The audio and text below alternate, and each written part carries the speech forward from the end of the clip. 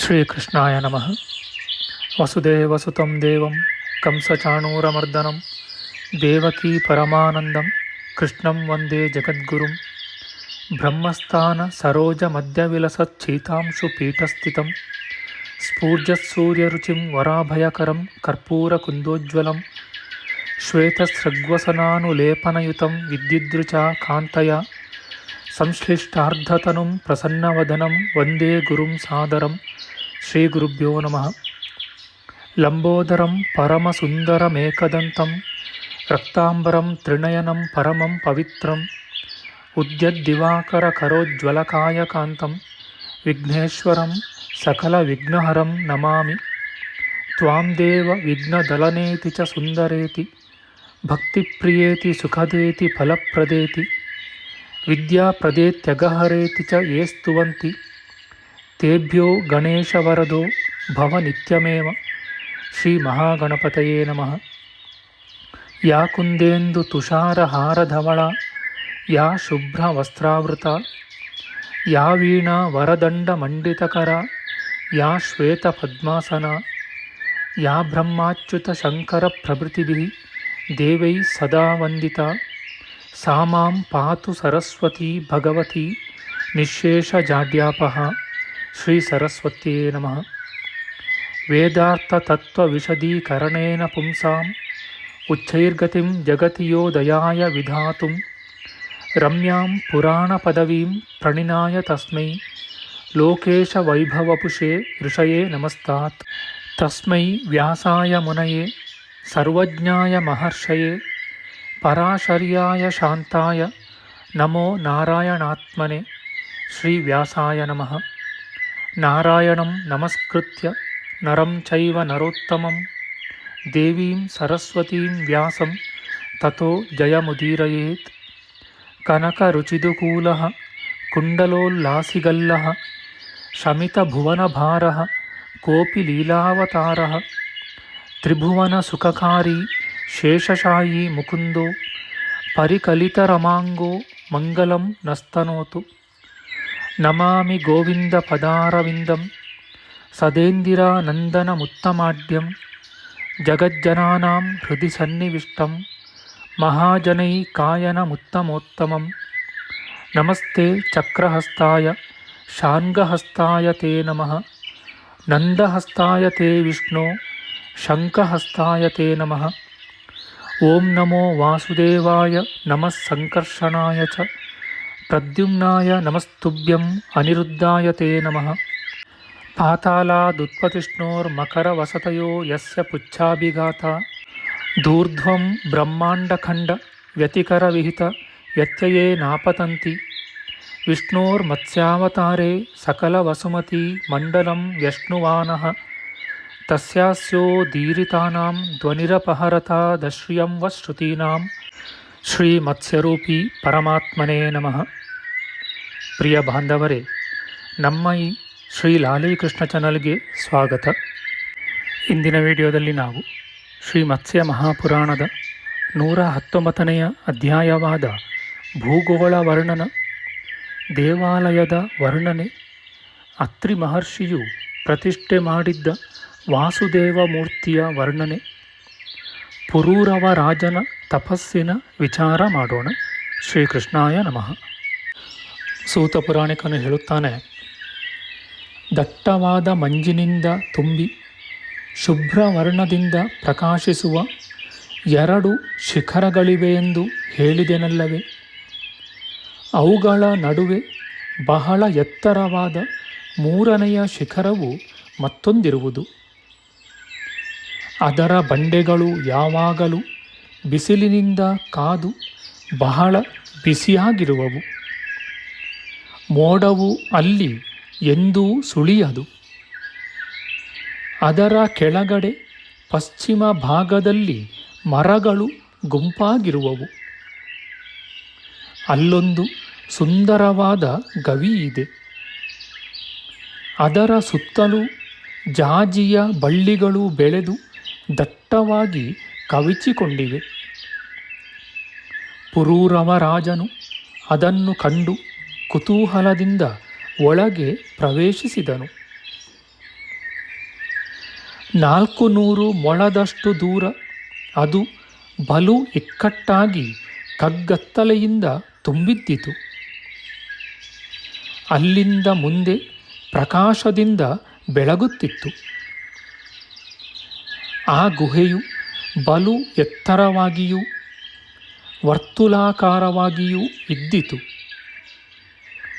ನಿಶ್ಶಬ್ದವಾಗಿ ಪ್ರಶಾಂತತೆಯಿಂದ ತುಂಬಿದ್ದಿತು. ಅಲ್ಲಿ ಚಂದ್ರನಾಗಲಿ ಸೂರ್ಯನಾಗಲಿ ಪ್ರಕಾಶಿಸುತ್ತಿರಲಿಲ್ಲ. ಆದರೂ ಹಗಲು ರಾತ್ರಿಗಳೆರಡರಲ್ಲೂ ಒಂದೇ ಸಮನಾದ ಪ್ರಕಾಶವಿರುತ್ತಿತ್ತು. ಅದು 1 ಯೋಜನಕ್ಕಿಂತಲೂ ಹೆಚ್ಚು ವಿಸ್ತಾರವಾಗಿತ್ತು. ಅದರಲ್ಲಿ ಒಂದು ಸರೋವರವು ಕಂಗೊಳಿಸುತ್ತಿತ್ತು. ಆ ಸರೋವರದ ಸುತ್ತಲೂ ಬೆಟ್ಟಕ್ಕೆ ಸೇರಿಕೊಂಡಂತೆ ಒಂದು ಜಗುಲಿಯಿತ್ತು. ಚಿನ್ನ, ಬೆಳ್ಳಿ, ಹವಳ ಇವುಗಳ ಮರಗಳಿಂದ ಆ ಪ್ರದೇಶವು ಶೋಭಿಸುತ್ತಿತ್ತು. ಆ ಮರಗಳಲ್ಲಿ ಬಗೆ ಬಗೆಯ ರತ್ನದ ಹೂಗಳು, ಹೊಳೆ ಹೊಳೆವ ಆಭರಣಗಳು ಬಿಟ್ಟಿದ್ದವು. ಆ ಸರೋವರದ ತಾವರೆಗಳ ಎಸಳು ಪದ್ಮರಾಗಮಯವಾಗಿತ್ತು. ಕೇಸರಗಳು ವಜ್ರದಿಂದ ಆಗಿದ್ದವು. ಆದರೂ ಪರಿಮಳಕ್ಕೆ ಯಾವ ಕೊರತೆಯೂ ಇರಲಿಲ್ಲ. ಓ ರಾಜ, ಎಲೆಗಳು ಪಚ್ಚೆ, ನೀಲ ಮತ್ತು ವೈಡೂರ್ಯಗಳಿಂದ ರಚಿತವಾಗಿದ್ದವು. ಅವುಗಳ ಕರ್ಣಿಕೆಗಳೂ ಕೂಡ ಚಿನ್ನದಿಂದಲೇ ನಿರ್ಮಿತವಾಗಿದ್ದವು. ಆ ಸರೋವರದ ಭೂಮಿ ಬರಿಯ ವಜ್ರದಿಂದ ಮಾತ್ರವೇ ತುಂಬಿರಲಿಲ್ಲ. ನಾನಾ ಜಾತಿಯ ರತ್ನಗಳಿಗೆ ಅದು ಎಡೆಯಾಗಿತ್ತು. ತಾವರೆಗಳಿಗೆ ಆಶ್ರಯವಾಗಿದ್ದಿತು.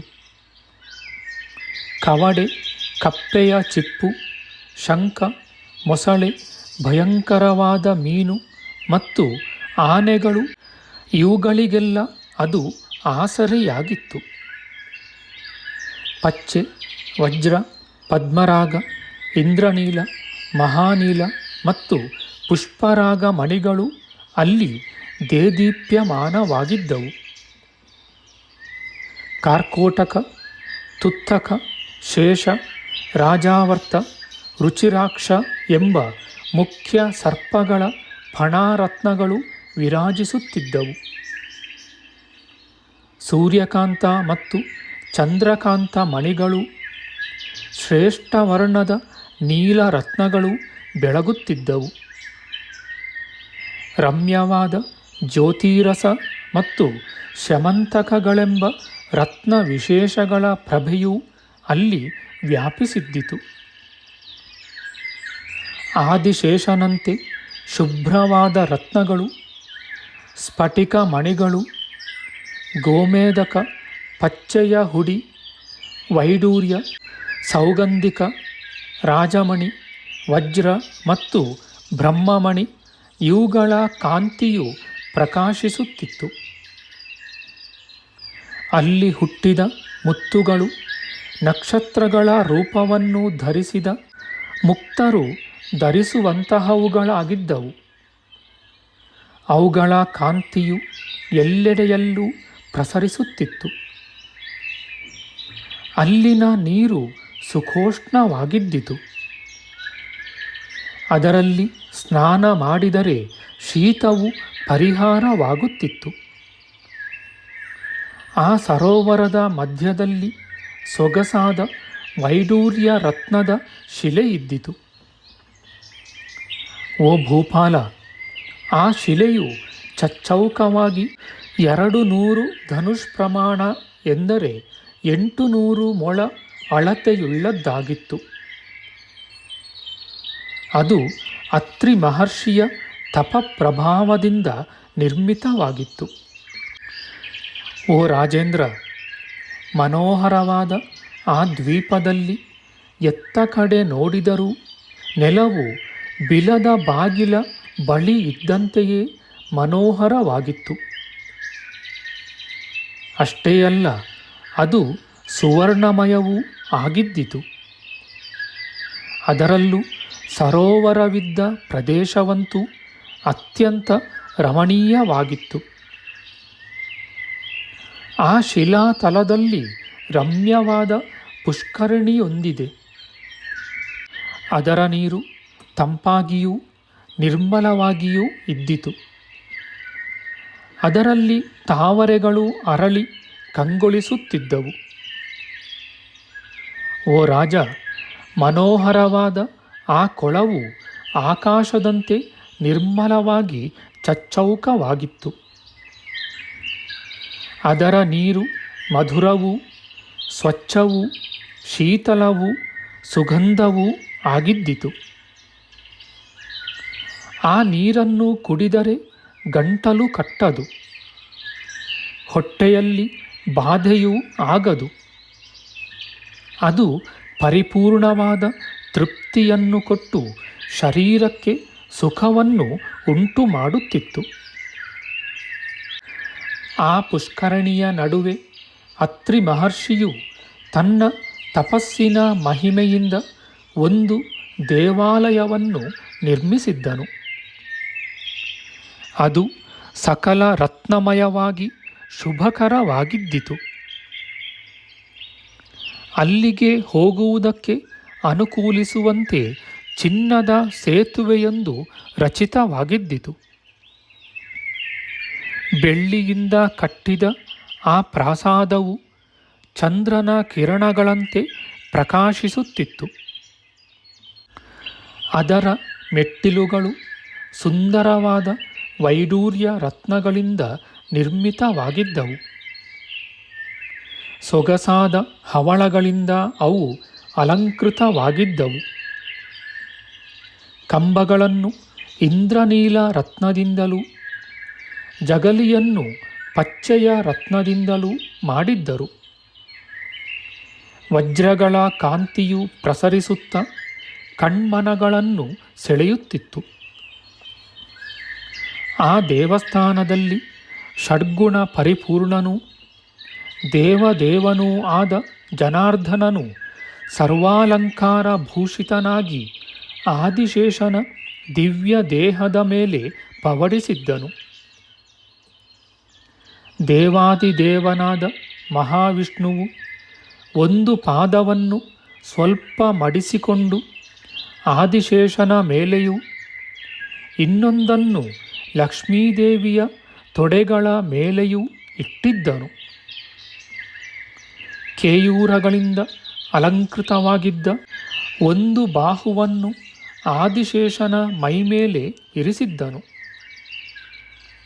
ಭಗವಂತನು ತನ್ನ ತಲೆಯನ್ನು ಕೈಯ ಬೆರಳುಗಳ ಮೇಲೆ ಇಟ್ಟುಕೊಂಡಿದ್ದನು.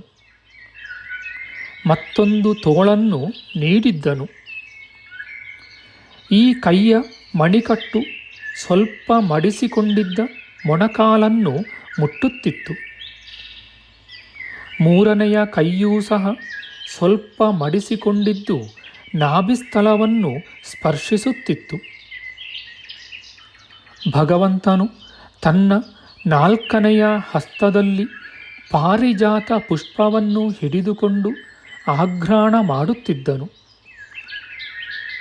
ಲಕ್ಷ್ಮೀದೇವಿಯು ತಾವರೆಯ ಎಸಳಿನಂತೆ ಕೋಮಲವಾದ ತನ್ನ ಕೈಗಳಿಂದ ದೇವದೇವನ ಪಾದಗಳನ್ನು ಒತ್ತುತ್ತಿದ್ದಳು. ಆತನು ಪಾರಿಜಾತ ಕುಸುಮದ ಕಿರೀಟವನ್ನು ಧರಿಸಿ ತೋಳು ಬಳೆಗಳನ್ನು ತೊಟ್ಟು ಹಾರಗಳನ್ನು ಹಾಕಿಕೊಂಡಿದ್ದನು. ಆತನ ಕೈಯಲ್ಲಿ ಬಳೆಗಳು, ಬೆರಳುಗಳಲ್ಲಿ ಉಂಗುರಗಳು ಹೊಳೆಯುತ್ತಿದ್ದವು. ಆದಿಶೇಷನ ಹೆಡೆಯ ದಿವ್ಯ ರತ್ನಗಳ ಕಾಂತಿಯು ಅವನ ಮೇಲೆ ಪ್ರಸರಿಸುತ್ತಿತ್ತು.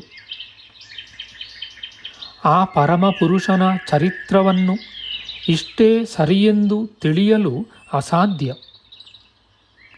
ಅತ್ರಿ ಮಹರ್ಷಿಯು ಆತನನ್ನು ಅಲ್ಲಿ ಪ್ರತಿಷ್ಠೆ ಮಾಡಿದನು. ಸಿದ್ಧರು ಅವನನ್ನು ನಿತ್ಯವೂ ಪೂಜಿಸಿ ಪಾರಿಜಾತ ಕುಸುಮಗಳಿಂದ ಅರ್ಚಿಸುತ್ತಿದ್ದರು. ಆ ಲಕ್ಷ್ಮೀಲೋಲನ ದಿವ್ಯ ದೇಹವು ಪರಿಮಳ ಗಂಧದಿಂದ ಲಿಪ್ತವಾಗಿದ್ದಿತು. ಒಳ್ಳೆಯ ಧೂಪದ ವಾಸನೆಯು ಸುತ್ತಲೂ ವ್ಯಾಪಿಸುತ್ತಿತ್ತು. ಸಿದ್ಧರು ಒಪ್ಪಿಸಿದ ಮನೋಹರವೂ ರಸಭರಿತವೂ ಆದ ಫಲಗಳು ಸಮೀಪದಲ್ಲಿ ಪ್ರಕಾಶಿಸುತ್ತಿದ್ದವು. ಆತನ ಕಿರೀಟವು ನೈದಿಲೆ ಹೂಗಳಿಂದ ಅಲಂಕೃತವಾಗಿದ್ದಿತು. ಪುರೂರವ ರಾಜನು ಆ ದಿವ್ಯ ಮಂಗಳ ವಿಗ್ರಹವನ್ನು ನೋಡಿ ನಮಸ್ಕಾರ ಮಾಡಿದನು. ಮೊಣಕಾಲುಗಳು ತಲೆಯು ನೆಲಕ್ಕೆ ತಾಗುವಂತೆ ಶಾಸ್ತ್ರೋಕ್ತವಾಗಿ ಪ್ರಣಾಮವನ್ನು ಮಾಡಿ 1000 ದಿವ್ಯ ನಾಮಗಳನ್ನು ಉಚ್ಚರಿಸಿ ಸ್ತುತಿಸಿದನು. ಅವನು ಮೇಲಕ್ಕೆ ಎದ್ದು ಮತ್ತೆ ಮತ್ತೆ ಪ್ರದಕ್ಷಿಣವನ್ನು ಮಾಡಿದನು. ಆ ಆಶ್ರಮದಲ್ಲಿ ರಮಣೀಯವಾದ ಆಲಯವೊಂದನ್ನು ನೋಡಿ ಅಲ್ಲಿ ವಾಸಿಸಿದನು. ಭೂಪಾಲಕನು ಆ ಬಿಲದ ಹೊರಗಡೆ ಒಂದಾನೊಂದು ಗುಹೆಯಲ್ಲಿ ತಪಸ್ಸು ಮಾಡುತ್ತಿದ್ದನು. ನಾನಾ ವಿಧವಾದ ಹಣ್ಣುಗಳು, ಶಾಸ್ತ್ರೀಯವಾದ ಗೆಡ್ಡೆ ಗೆಣಸುಗಳು, ಹಸುವಿನ ಹಾಲು ಇವುಗಳನ್ನು ನೈವೇದ್ಯ ಮಾಡಿ ನಾರಾಯಣನನ್ನು ಪೂಜಿಸುತ್ತಿದ್ದನು. ಪ್ರತಿದಿನವೂ 3 ವೇಳೆಗಳಲ್ಲಿ ಸ್ನಾನ ಮಾಡುತ್ತಿದ್ದನು. ಔಪಾಸನ, ಅಗ್ನಿಹೋತ್ರ ಇವುಗಳನ್ನು ತಪ್ಪದೆ ನಡೆಸುತ್ತಿದ್ದನು. ಆ ರಾಜನು ಎಲ್ಲ ಬಗೆಯ ಆಹಾರವನ್ನು ತೊರೆದನು. ದಿವ್ಯವಾದ ಆ ಪುಷ್ಕರಣಿಯ ಜಲಪಾನದಿಂದಲೇ ಪ್ರಾಣಧಾರಣವನ್ನು ಮಾಡಿಕೊಂಡಿದ್ದನು. ಆ ಭೂಪಾಲಕನು ಗುಹೆಯಲ್ಲಿ ಬರಿಯ ನೆಲದ ಮೇಲೆಯೇ ಮಲಗುತ್ತಿದ್ದನು. ಆಹಾರವನ್ನು ಸಂಪೂರ್ಣವಾಗಿ ತೊರೆದು ಕೇವಲ ಜಲಪಾನದಿಂದ ಕಾಲ ಕಳೆಯುತ್ತಿದ್ದನು. ಆತನ ದೇಹವು ಕೃಶವಾಗಲಿಲ್ಲ. ಇದು ಅತ್ಯಾಶ್ಚರ್ಯ. ಹೀಗೆ ಆ ರಾಜನು ತಪಸ್ಸಿನಲ್ಲಿ ನಿರತನಾಗಿ ಯಾವಾಗಲೂ ದೇವದೇವನಾದ ಜನಾರ್ದನನನ್ನು ಪೂಜಿಸುತ್ತಿದ್ದನು. ಸ್ವರ್ಗ ಸದೃಶವಾದ ಆ ಆಶ್ರಮದಲ್ಲಿ ದುಃಖವೆಂಬುದನ್ನೇ ಕಾಣದೆ ಕೆಲವು ಕಾಲ ವಾಸವಾಗಿದ್ದನು. ಇತಿ ಶ್ರೀ ಮಾತ್ಸ್ಯೆ ಮಹಾಪುರಾಣೆ ಭುವನಕೋಶೆ ಆಯತನ ವರ್ಣನಂ ನಾಮ 19-ಶತತಮೋಧ್ಯಾಯ. ಶ್ರೀಕೃಷ್ಣಾರ್ಪಣಮಸ್ತು. ನಮ್ಮ ಮುಂದಿನ ವಿಡಿಯೋದಲ್ಲಿ ನಾವು ಶ್ರೀ ಮತ್ಸ್ಯ ಮಹಾಪುರಾಣದ 120ನೆಯ ಅಧ್ಯಾಯವಾದ ಭೂಗೋಳ ವರ್ಣನ, ಗಂಧರ್ವರ ಮತ್ತು ಅಪ್ಸರ ಸ್ತ್ರೀಯರ ಕ್ರೀಡಾ ವರ್ಣನೆ, ರಾಜರ್ಷಿಗೂ ಅವರಿಗೂ ನಡೆದ ಸಂವಾದ, ಅತ್ರಿಮುನಿಗೆ ಪುರೂರವ ರಾಜನು ತನ್ನ ಕನಸನ್ನು ಹೇಳಿದುದು ಎಂಬ ವಿಚಾರ ಮಾಡೋಣ. ಆಧ್ಯಾತ್ಮಿಕ ಚರ್ಚೆ ಮತ್ತು ವಿಚಾರ ವಿನಿಮಯಕ್ಕಾಗಿ ಶುರು ಮಾಡಿದ ಈ ಚಾನಲ್ನಲ್ಲಿ ನಾವು ಅಪ್ಲೋಡ್ ಮಾಡುವ ಎಲ್ಲ ವಿಡಿಯೋಗಳನ್ನು ಸಂಪೂರ್ಣವಾಗಿ ನೋಡಿ ನಿಮ್ಮ ಸಲಹೆಗಳನ್ನು ಕಮೆಂಟ್ ಬಾಕ್ಸ್ನಲ್ಲಿ ಬರೆಯಿರಿ. ದಯವಿಟ್ಟು ಈ ಚಾನಲ್ಗೆ ಸಬ್ಸ್ಕ್ರೈಬ್ ಮಾಡಿ ಹಾಗೂ ಬೆಲ್ ಬಟನ್ ಒತ್ತಿ ನಾವು ಹಾಕುವ ಎಲ್ಲ ವಿಡಿಯೋಗಳನ್ನು ನೋಡಿ ಪ್ರೋತ್ಸಾಹಿಸಿ. ಕೃಷ್ಣಂ ನಾರಾಯಣಂ ವಂದೇ, ಕೃಷ್ಣಂ ವಂದೇ ವ್ರಜಪ್ರಿಯಂ, ಕೃಷ್ಣಂ ದ್ವೈಪಾಯನಂ ವಂದೇ, ಕೃಷ್ಣಂ ವಂದೇ ಪೃಥಾಸುತಂ. ಶ್ರೀಕೃಷ್ಣಾಯ ನಮಃ.